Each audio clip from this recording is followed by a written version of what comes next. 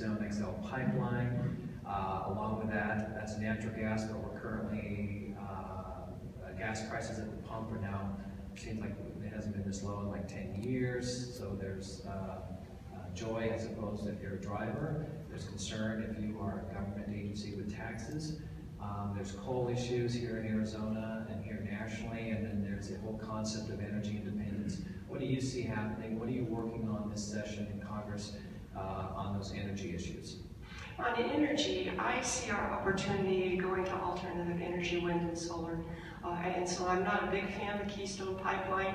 I really think that we should put our resources and our energy into the future. And certainly in Arizona, solar is a great opportunity for us. But it's more than energy generation. It's actually manufacturing the solar cells and creating those jobs in Arizona.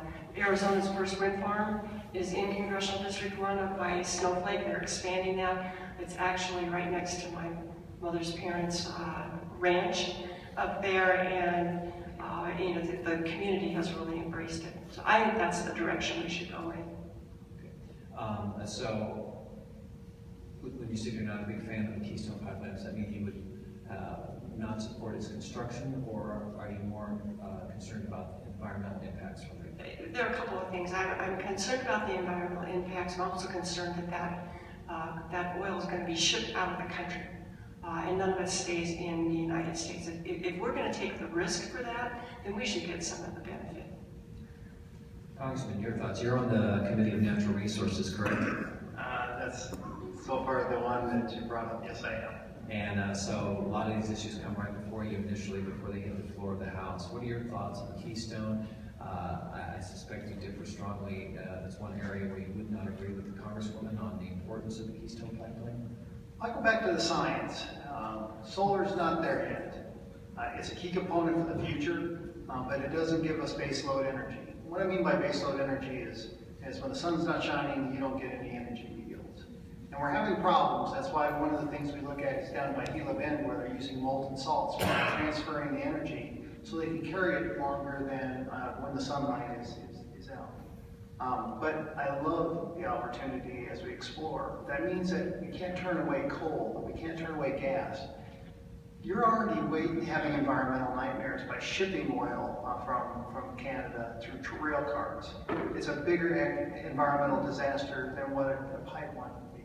So you're mitigating pluses and minuses. Let me ask you a question. You saw this energy go down. How much did it mean to you? It meant a lot to the average person by saving them almost $800 a year. So it became a little bit less burdensome at Christmas time. One of the things that we have to have is a reliable energy with all the above. Yes, do we need environmental components? Yes, but they have to be based on facts. That's why I go back to regular order, like I started the thing here. Debate the facts, have it out in the open, allow the best and brightest to come forward to help persuade, and come up with policies based on those facts. And when you see that, we're not getting away from coal anytime soon. We're not getting away from gas and oil. So why don't we use it the best possible way and incentivize people to make it even better? So from the standpoint, I'm a big supporter of Keystone. I think that we can mitigate what the Congresswoman was talking about going across the world by saying first that we have to mitigate the process and demand for the United States before it's shipped out. I think there's a way to have a win-win situation along that process. And Congressman, would you describe yourself? The Congresswoman mentioned alternative energies for the future, wind and solar. What's your views on solar? What do you have in the 4th Congressional District with respect to solar? Well, we've got two of the biggest solar farms that have been built in the last 5 years, and we have one on the docket for state lands that Frank knows a little bit about, I'm sure. I think Arizona is primed to be the #1 solar place in the world. We got to make sure that we have a good policy that's based on lower energy bills for everybody. And then when we do that, what we're going to have is a very vibrant economy that will show Texas a thing or two. Part of this, I sit on 3 subcommittees. I am the vice chairman of Water and Power. I also sit with Native Americans. on that subcommittee, as well as energy and minerals. And those are key to this aspect. I want to highlight one thing for you. Look what's happening in Russia. You have an economy that's based purely on oil. And when oil plummeted, so did the ruble.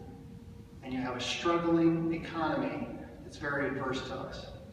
Now we're going to have to address some of those things here, and I'm sure Texas is going to tell us all about it, but there's balance. And I think that's what American families want, is balance. You want dependable, reliable energy. You don't want blackouts. I beg to tell you, I hope that we don't get a polar vortex on back east this year, because there have been 5 coal plants that have been decommissioned. Last year when we haven't, we almost had a blackout, numerous times. So we've got to start thinking about what we're loading with, how we're doing it. We need to be more efficient with it, but it needs to be practical. Congresswoman, any final thoughts on natural energy? And I think that the direction we want to go in is energy independence, so that we're not dependent on foreign oil. And we've made good progress. We're now 60% energy independent. But the Congressman's right, everything has to be on the board. We're not there where we can supply ourselves without having coal and oil and nuclear energy, and everything has to be on the table, and strategy. But from my point of view, the end goal is energy independence for our country. When you look at, my last point is going to be, is the renaissance that you've seen in oil and gas is not from the federal government. It's coming from states and private land, particularly from private land, because the process has been streamlined around the process. The answer isn't no, it's about what's it going to take to be yes. But it also means that we also have to be at the table making sure that the promises that industry has provided are met and kept. That's key. That's key to that. We have a due diligence as a community and part of the community to make sure they uphold that. So from that standpoint, we also have to address what we in Arizona understand. We're blessed with a lot of federal land, but it's also a weight. You start looking at the money we were promised at PILT, secure rural schools, that the federal government hasn't given to us. Think how much easier if we were to get a full dollar out of PILT and we're getting 62 cents out of the dollar. Think of how much more money we'd have for schools, for secure rural schools, when we're getting 66 cents on the dollar. When you make promises that are contractual, you hold them. That means you hold Washington accountable. Either that or we return politics to local control. That means federal lands start turning over to local, which I'm a big freak about. I want to see some of our federal lands go back to the state, and then the state back to local municipalities. Final question for you, Congressman. The largest nuclear plant in the country is in your district, correct? What are your thoughts on the future of nuclear power as an alternative source? The Congresswoman mentioned favoring wind and solar. Is nuclear, in your view, part of that alternative energy source for the future? Absolutely. When you start looking at the return on investment, and you have to look at all things, but the demand that we have for energy, this is critical. Is it a process of evolution to make sure that we have cleaner nuclear ramifications, making sure that there are no environmental aspects, catastrophic aspects? That is part of due diligence. But there is no way that we will be meeting our future energy demands without nuclear. Congresswoman, your thoughts on that? Yeah, and I think part of the national energy strategy has to include nuclear where it makes sense. You don't want to have it on a fault line where there are earthquakes, or on a coastal line where there's going to be flooding. But Arizona's not that way. We don't have a beach, and we're not getting and so you've got to look at all those aspects. On the other hand, on the East Coast, where it's just continuous development, an electric car makes sense. There's an effort now to have battery-operated cars in Arizona. They're installing them in some of those stations. I think they have one in Casa Grande now. And so, it's a mixture of all of that and making our country strong for the future. Very good. Okay, our last topic before we go to question and answer is border security and immigration. The sheriff for Pinal County has been a strong advocate on border security and has made it his priority based on the data of the amount of illegal crossings that come through Pinal County. So I'll start with you, Congresswoman. Your thoughts on options to help fix the problem in Arizona when it comes to border security, and maybe your thoughts on immigration reform? We have to put more resources toward the border. I'm a former prosecutor, have a very good working relationship with law enforcement, and zero tolerance for criminal activity at the border. And people always say, well, how do you know when the border is secure? It's secure when the people who live there feel secure. And I have friends who ranch down there and you know, talk to me about their fear of leaving their children or their wife alone at home because of the illegal activity. So there have to be more resources. On the other hand, I support allowing dreamers to stay in this country legally. They were brought here as children, and they are hardworking. Many of them want to make huge contributions to our country, and I think that there should be a path for them to do that. Very good. Congressman, your thoughts on border security, the issues here in Pinal County, Yuma County. What have you seen on the ground, and where do you see this going? Well, we need a strong security because this is border security because it's a national security issue, folks. But it starts with the rule of law, that everybody is applicable to that rule of law, and that there's a right way and there's a wrong way. And Washington has done a very, very poor job in regards to that. You have an attorney general who willy-nilly has violated the Constitution right and left. But there's a right way and a wrong way. I think most of us are here because of immigration from the past. Being that said, there's a right way and a wrong way. There won't be a comprehensive bill. I will just tell you that right now. I'll be one of those people locking up. And the reason being is that America now knows that when you bring these big bills, there's a lot of fluff and special favors for certain people. We need reforms in immigration. It starts with border security. Border security, we know who's coming and who's going. Metrics.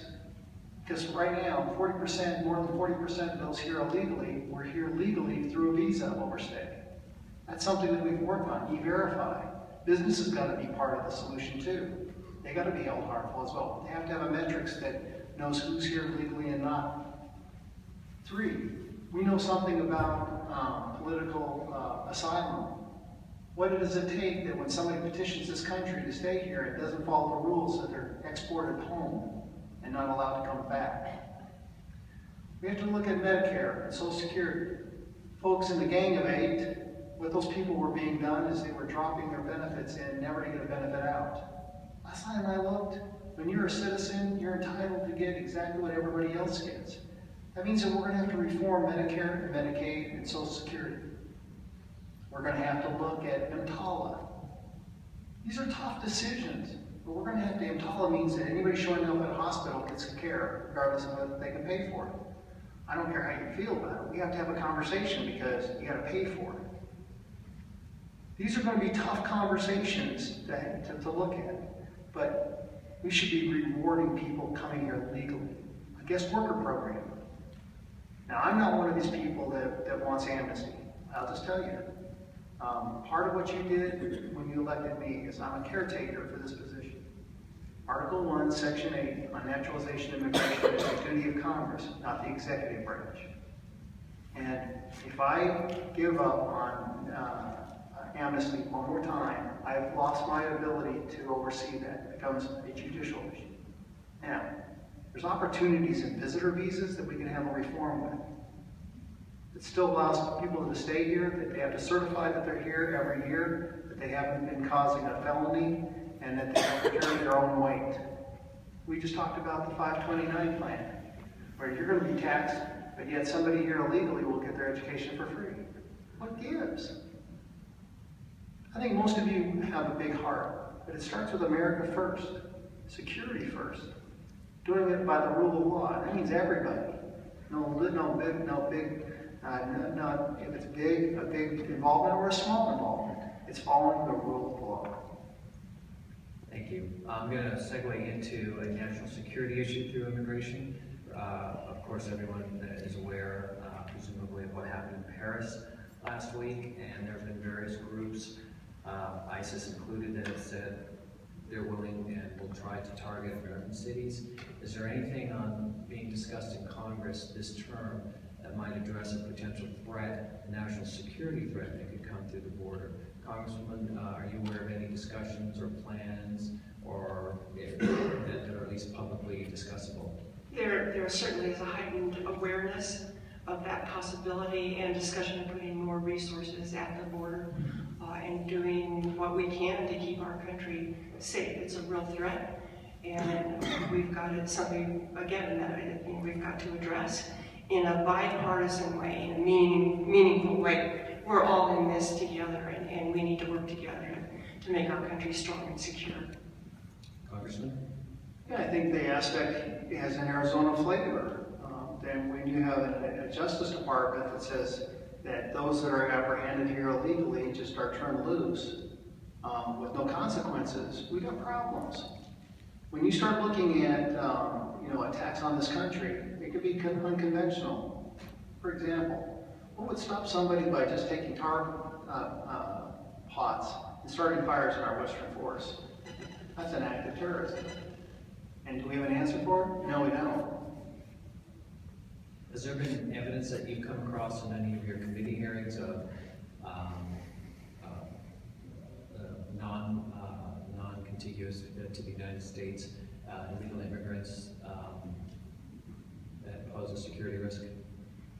We've actually had our water supply looked at in numerous areas for contamination. Think about it. When we use community water, and an easy target. We intercepted several of those. We intercepted the assassination attempt on the Egyptian ambassador, or Saudi ambassador, and the Israeli ambassador that came through the northern Mexican cartel aspects. We've seen a constant barrage and advancement of the cartels because we're not enforcing the rule of law. You saw the children come from Central America. Folks, I went there. I actually talked to mothers and fathers in Central America, Honduras, Guatemala, El Salvador. They were extorted by the cartels because we weren't upholding the rule of law. Cartels were extorting parents to send their kids here because they knew once they were here, they're part of laundering money, laundering drugs, laundering human trafficking. We're going to see one of the biggest events of human trafficking here at the Super Bowl. And hopefully what we're going to do is put a big knock in it from everybody working together, from law enforcement from Tucson to Pinal County to Phoenix. But folks, this has got to stop. And it means that you have to enforce the law or you fall for everything. From a transportation infrastructure standpoint, one of the biggest threats to this country is cyber attacks. And they're happening daily in a big way. And last year we passed legislation that will strengthen our cybersecurity, but we haven't gone far enough, and it continues to be a major source of concern to our committee in terms of our transportation infrastructure, our highways, our roads. Certainly our airplanes are going to be doing the FAA reauthorization. Cyber attacks really cover every aspect now of what we do in this country, and it's a very critical danger. I want to add one last thing, and thank you for bringing that up, Ann, is our Fourth Amendment. I think it's very easy during these times when we're scared, particularly when the cyber attacks we've seen, about personal release of information and intrusion into our private lives without a warrant. I'm one of those people that looks at that and auspiciously will hold the government accountable. Foreign folks, you don't have the same rights as citizens of this country. But folks here, if you're accused of something doing wrong, they should provide a warrant. Okay, if you could go first, Congresswoman, just a 1-minute summary and wrap up before we go to the Q&A, that would be great. My work really is around building a diversified, sustainable economy in Arizona, and especially in the rural areas. I want to make sure that our children in the future have the opportunity to get a good education and stay in their community, stay close to their family, and be able to work. If they serve in the military and they come home, they should have the benefits that they've earned. In one of my first Veteran Services Committee hearings, someone said to me, Representative Kirkpatrick, fight for veterans with all your might because they've already paid the price, and that guides my daily work. Thank you. Congressman, closing thought? I embrace who I am. I'm a healthcare provider. I like listening to the patients. That's like listening to you. I'm always in a car. Probably should have invested in coffee machines and coffee places. That'd be a rich guy. That's how you find out what hurts, and then we listen to you and how we accomplish getting those things done. And I will accommodate you and compliment you by saying thank you for allowing me to serve you. I think it's been a wonderful aspect. It's very humbling when you see just average people like myself and yourself come together with solutions and we actually get it done. I'm not one that runs from a fight. I love running to a fight. It's not about a now. It's about what's it going to take to be yes. And you know what? That's part of the Arizona legacy. Remember when we were wanting to be admitted to the union as a state? We wanted to recall federal judges? Boy, were we ahead of our time. A lot of states have the same questions that we do, but don't have the authority or the fortitude to ask the questions. That's what's great about Arizona. For those that ask questions and put solutions, they too will have the solutions go forward. Thanks. All right, thank you. Okay, we are